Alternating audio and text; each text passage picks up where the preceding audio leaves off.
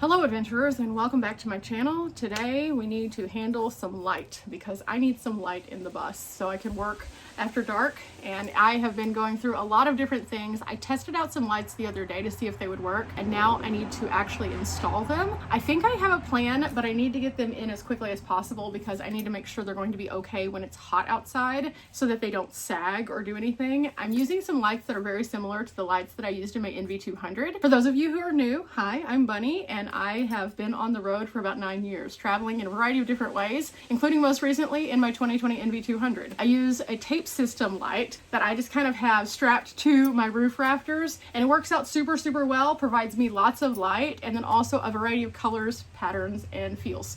So I thought that's a great way for us to also light the bus. Don't mind all of this. We're in a construction zone and we are on a limited timetable in order to make it from my base camp to our location in only a few days. And right now we're looking pretty empty. But you know what they say, it always looks the weirdest before it looks the best. So that's what we're going on. Now, what I'm going to do with these lights is I'm hoping to put them along this ridge line up here. You see how each side has this like white bank that has all the electrical for the regular lights on it. Instead of putting it onto this, because there's some little brads here, I was looking at maybe putting it on this silver trim piece. I'm not sure how that's going to work, but if I don't put it on the trim piece, I think we have enough room to put it on the piece of white right here. But we need to figure out spacing and also if these lights are long enough. Overall, they're 16 feet, so it should work because there's only 13 feet from the front to the back, but I also need to run the cords down so that they can connect to a power supply of some kind. With that said, we got a busy day, and then I'm going to show you some of the other lights that I'm going to be using kind of as we get everything loaded in, and it should be quite fun. I have a lot of interesting ways that we're going to light the space so that we can have the best possible space for my business, which is going to need some brighter light, and then also for my eyes, which are super sensitive, so that I can have some dim light whenever I'm in my relaxation time. Apparently I have a helper for today's project on the lights. This is Socks. Oh, little camera shy. Bye, Socks. I can still see you. Oh, no, I can't. There you are. I see your little foot. Well, I thought he was going to help. It looks like he's actually leaving. Sure. Maybe. We'll see. Socks, what do you think about the bus, buddy? No? No comment? No. Okay. Yeah, just trying to like hang out, see what it's about. The shuttle wasn't parked at the house, and now it is. Look at you. Oh. You're a really good helper, buddy. Yeah, you are. Don't get in here and get lost somewhere in one of the cubbies. No. Oh, you brought a friend. Okay. Sure.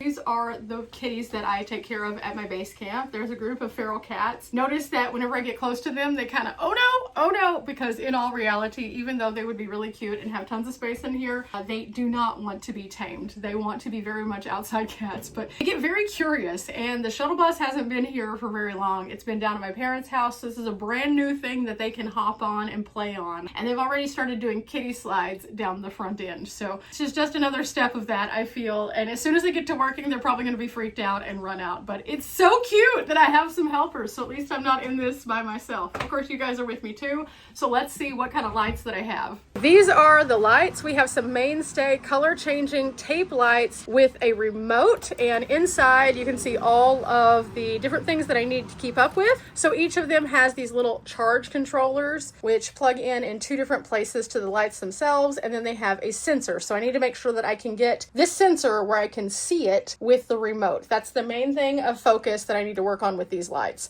These are really long, so I'm going to try to take it in stride a little bit at a time, and I think I'm going to start with the other set because I already have them kind of unwound, but this is what they look like. They do have connectors if you were hard mounting these. We're just going to use the peel and stick portion. Okay, so I could probably mount these right on this runner, but that's going to be pretty close. So I may put it directly beside the runner, and that way it has enough room to fit next to the brads, but then doesn't have this that it could slide off of. So in order to do that, it has 3M tape on the back, and I would just peel the 3M right here, and it's pretty on there. So we'll peel it, and then we'll start by putting it all the way toward the back. And then this part's going to go pretty quickly after I get it on there. I just need to secure it, push it up, and then we'll pull and keep going, and I'll work my way all the way toward the front. And this will be a very simple light solution that'll give me a lot of light. But I need to make sure it stays as close to this rail as I can, so it's right there. So probably working directly under it will be the easiest solution. And yeah, that's what it's gonna look like. So without further ado, I'm going to finish up this entire side, and then we'll see what we do on this other side and how we're going to combine them. I'm gonna have a little loose on both sides, so we'll be able to figure out if we're gonna run them this way or this way, depending on which place I would like to plug them in. And if I wanna plug them in on both sides, because I'm gonna have enough power that I realistically could. So we'll see, but this could take me a minute, so bear with me. At least temporarily, I have this plugged in, and I'm going to turn on the lights using this Jackery power station, and now I need to get the remote. Okay, this is the remote, and then I have to point it toward the sensor behind us, so I'm gonna pick this blue color right here.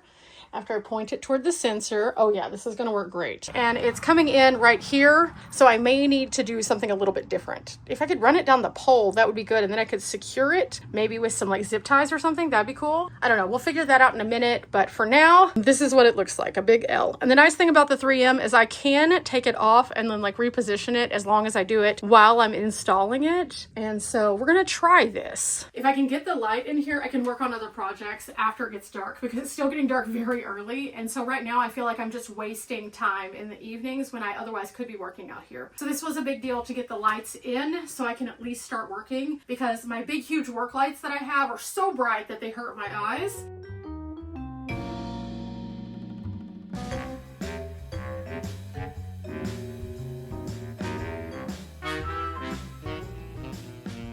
Okay, we have lights on both sides now, and my little sensors are down here. I should be able to, there we go, I can get them both. And then we're gonna go yellow. My sensors aren't together, so I may have to move them a little bit, but we're getting it, we're getting it. I found a way to unify them and kind of move them down the pole so I can keep the sensors together. And I know this looks wild, but I'm going to connect these two things after I get some securing things and make it where both of the sensors are together.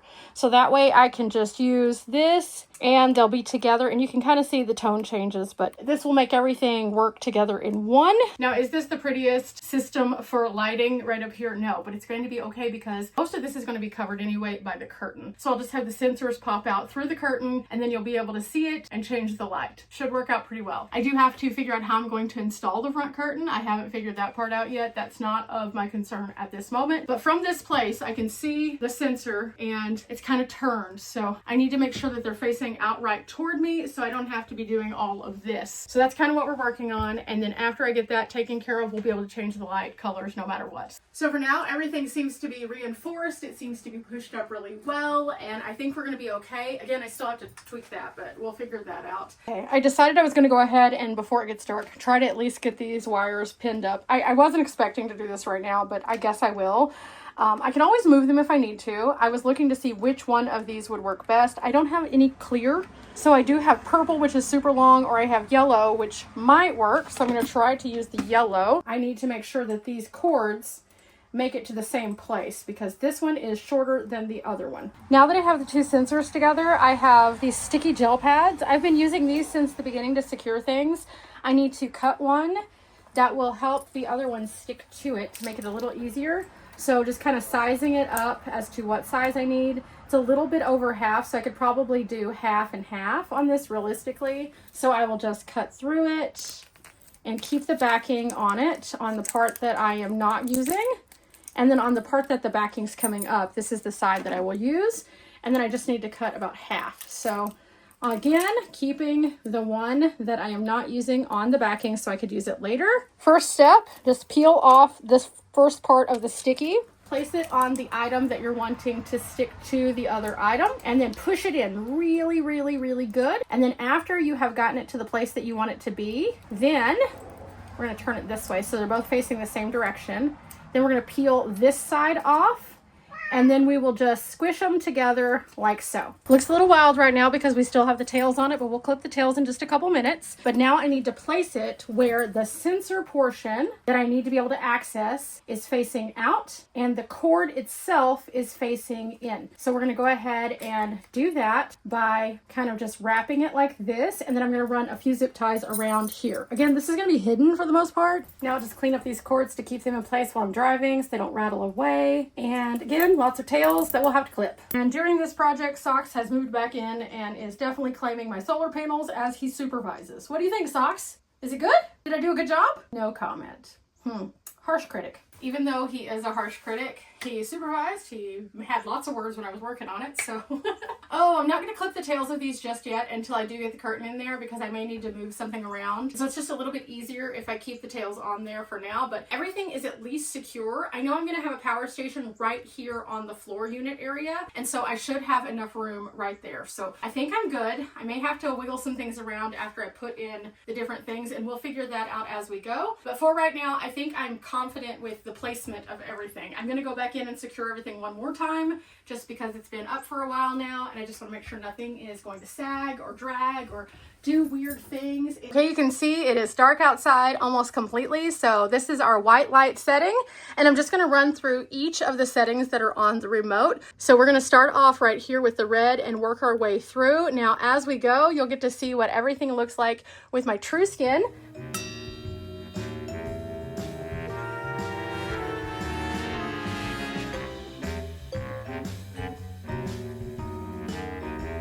Gonna switch hands for these last ones.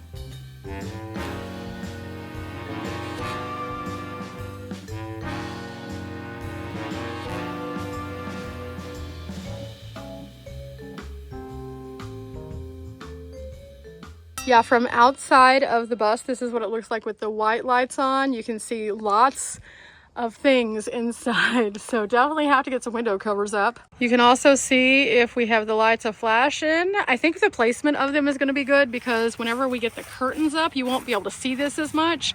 But for now, if I wanted to open up the curtains and have a little bit of a fun look, that's cool.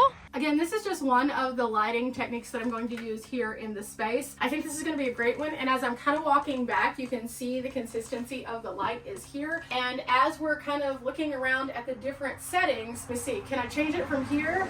I can, kind of. So I need to definitely get that thing tweaked a little bit more where both of the sensors are facing, and that's going to happen not tonight. I need to install the curtains first that are going to close off the front from the back. And so after I do that, we'll be able to finish tweaking those settings so that we can have more normal, consistent light just in general. So I don't have to kind of maneuver around. Now, is this a deal breaker that I have to maneuver around? No. But if I'm way, way, way back here, all the way back in the back, am I going to be able to change all of it?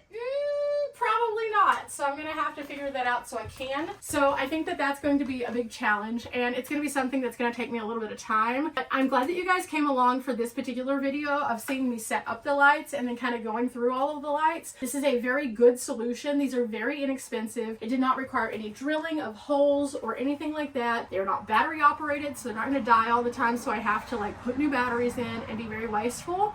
And also, it's something that I can run on the existing power stations that I have. These just work off of the typical AC, and they're very, very simple. So I'm very happy that I could share this with you. And I thought I was going to share with you my other lights on this video, but I think I'm going to wait until we get a little bit closer to the where are they going to go stage, because at this point I have about 10 other lights that I can use in here. And I think I'm going to scale it back to 5 or 6 just to make it a bit easier so I can explain to you why each of them is important. But for now, because it's dark outside, I think I'm about to close up the windows. This cross breeze that we are creating with these windows is great, and so I'm very happy about that as well. And it's been a wonderful day of getting things done. So I'm very close to a few other things going up, and whenever you see those things go up, you will definitely be on board because I have some plans. It's going to be fun. But as always, sharing tips with you guys is something I truly enjoy. Remember, we're not here for a long time, but we are here for a good time. I need to get inside, and I have a couple more projects before bedtime. So for now, let's see if I can do this.